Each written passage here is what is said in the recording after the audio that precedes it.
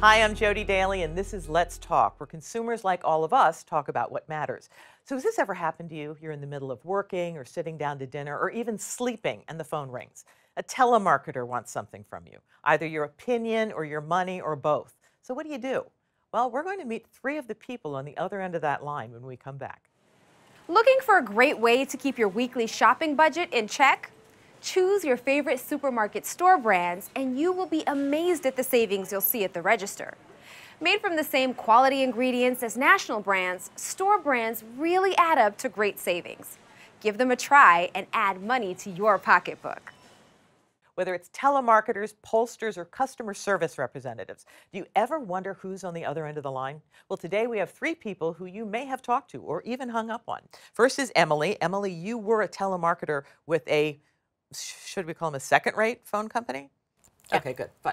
David, you were on the other end of the line with a large financial institution, and you were a customer service representative, so you actually took phone calls, right? Yes, that would have been me. Okay. And Andrew, you're a pollster.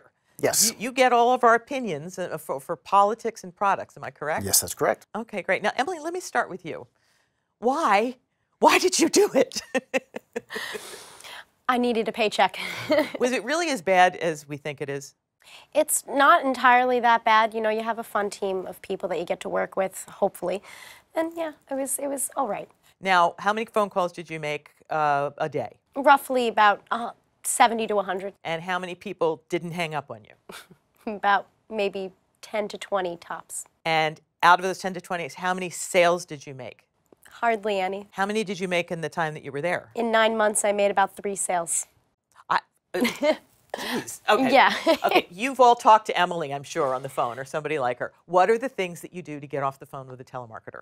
My kids are burning down the house. My kids are burning down. Have you heard that one? I've heard many stories like that. Okay. Andrew? I just say, particularly when they're asking for someone, me specifically, I'll just say, Jake's Tacos, can I take your order? Have you heard that one? I've heard people fake. How about this one? Hello? Hello? What? What? That's mine. Yep. I always do that. And what's yours? How do you get off the phone? Well, before I was a telemarketer or after I was a telemarketer? Either one. Okay, so before I was a telemarketer, I would, you know, get them off the phone very rudely.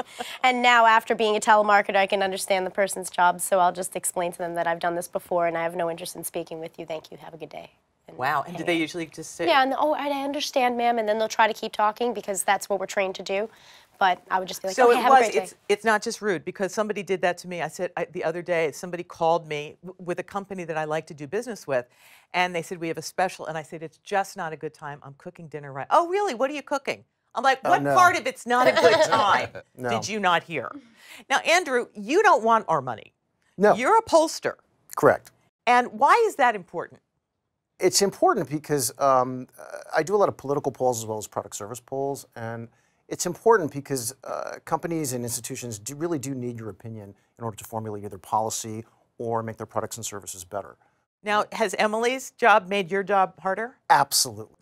1,000%. There you go, Emily. Absolutely. Good for you. Nice job. Yeah. People have just been really overcalled, I think, between robocalls and the amount of times they've been called in the last 20 years. It's just gotten really, the resistance level has really climbed a lot.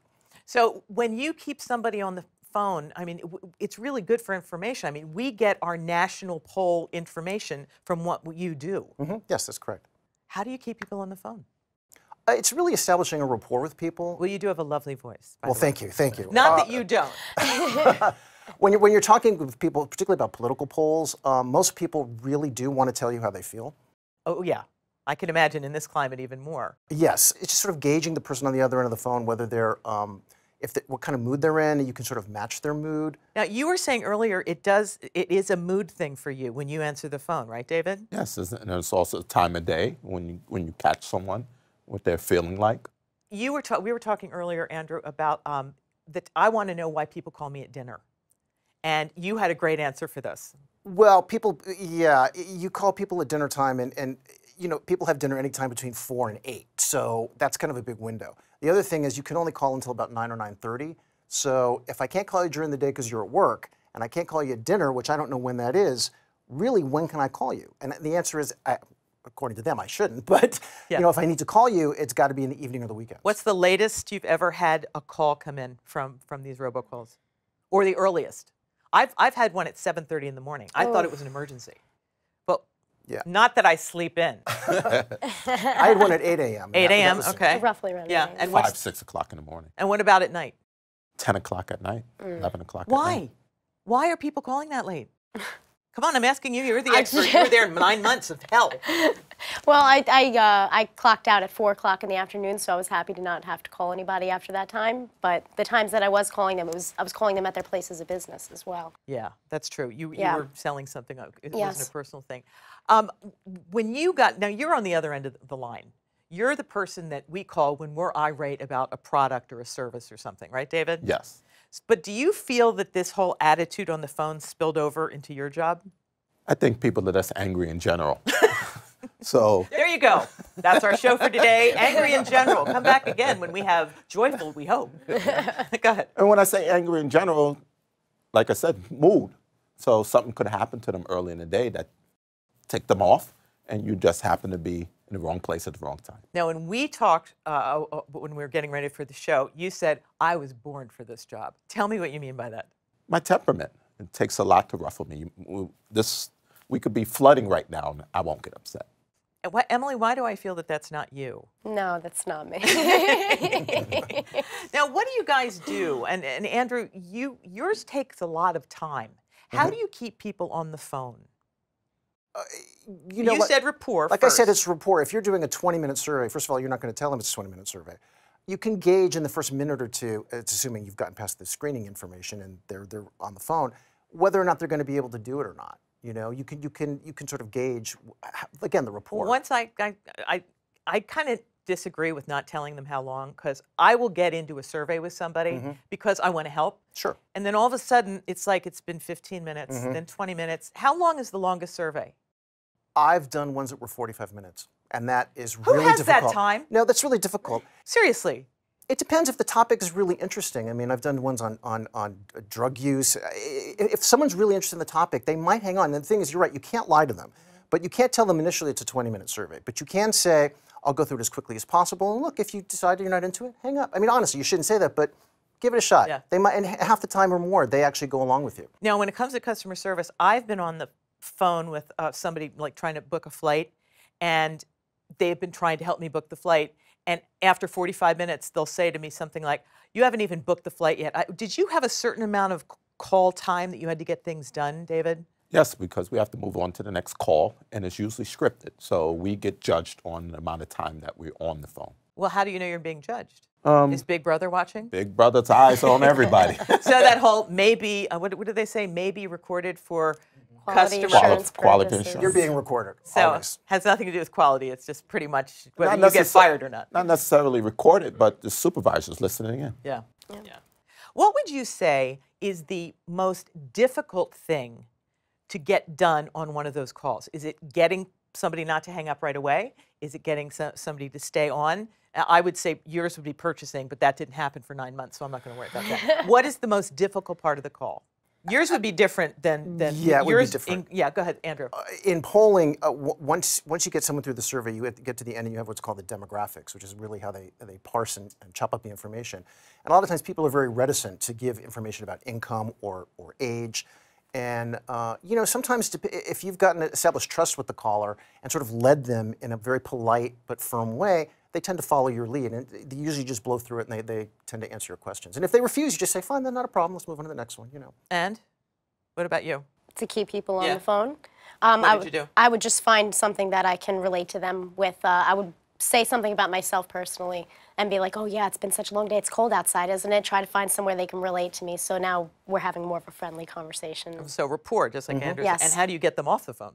Well, usually a person is calling and they want you to admit they're right. So, and we can never say that. So we have to play with words. Whoa. I'm right. You can't say I'm right? No, that's against policy to admit we're wrong Oh my gosh. or we made a mistake. I did not know that. You can't say that somebody else is right and you're wrong. In real life, is that the same way, David? Just kidding. When we come back, we're going to get a few tips from Andrew and from Emily for David because he's going to be making some cold calls. Join us. Supermarkets can get pretty confusing nowadays. So many aisles, so many products. How can you save time and money when you shop?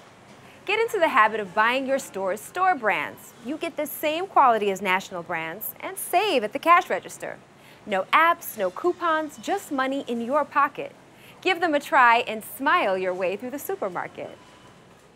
Welcome back. Now, for those of you just joining us, we're talking about telemarketing and what we can do to minimize or maybe even eliminate inconvenient calls. Now, David, you shared with me off camera that you're actually starting a nonprofit, which means, Emily, Andrew, he's going to have to make cold calls. So I'd like a little. Now, have you ever done cold calling before? No. I have no experience with cold call. Guys, give him some hints. How's he going to do it? Help me out. Be prepared for a lot of different types of responses the moment you answer a phone call or you make a phone call. That's very important. I love when you say different kinds of responses. Oh, You yeah. want to give him a couple of normal ones? Okay, a couple of normal ones could be negative immediately. They're going to scream at you and tell you to, Blankety, bleep blankety, off, blank, blankety, blank, blank, blank, blank. blank. Yeah, that. Verbatim. And that's only in the Northeast, though, because, Andrew, you've had better luck with the Southern and the Midwestern states, I imagine. Yes, that's true. The people in the South are exceedingly polite in general. Even when they don't want to take the call and they refuse, they'll say, "I'm so sorry, sir, I can't do it right now. Could you call back later?" And do you call back later? Do you follow up? Yes. So what would your advice be for David? Just be genuine and passionate without being pushy. Genuine and passionate without. I can see you doing that. Genuine, passionate, with that great voice. So what do you think his success rate's going to be? 2%. And that's big, isn't it? I would think that's pretty good return rate. Yeah. So I guess I'm going to have cold to do calling. volume, huh? Volume, yes. For yes. cold calling, if you had a list that was more tailored, you'd have a better shot. Okay. But it depends. If you're calling people who've been hit up a lot for money, then they're going to be very reticent unless they know your organization or have a previous relationship with it. Okay, so history. History, yeah. That's great. Now, I want to know if all of you would tell me and tell our audience what you would say to the people that have hung up on you, badgered you, belittled you, or even just talked to you halfway through. What would you like to say to our audience, being the person on the other end of the line?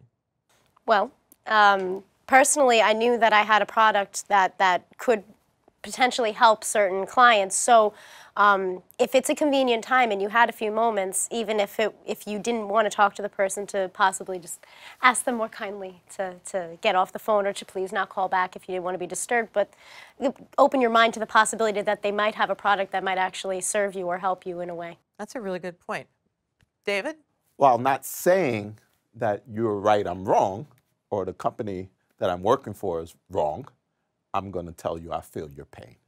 Awesome. Great. And Andrew, how about you? I would say we realize this is an intrusion. We're calling you. It might be inconvenient, but remember, we're on the other end of the phone. This is our job. You have every right to refuse. You have every right to say no, but try not to be rude. We're not rude. We're doing it all day long, and the negative energy that comes is really hard to process over and over and over Yeah, again. I can imagine. You know. So with that, are you still doing it? Absolutely not. Are you still doing it? No. Are you still doing it? No. See? Turnover. That's all I'm saying. I guess it really comes down to you need to really put yourself in someone else's shoes, or in this case, on their headset. So Emily and David and Andrew, thank you so much for being with us. And I promise I will be nice the next time I get an unsolicited phone call, just because of you guys. I appreciate you being here. Thank you. And for you, our audience, for more information on what you've seen on today's show, please visit Store Brands USA, the channel here on YouTube, or go to storebrandsusa.com for shopping information, recipe ideas, and more. I'm Jodi Daly. I will see you next time for another edition of Let's Talk, and I promise not to call you.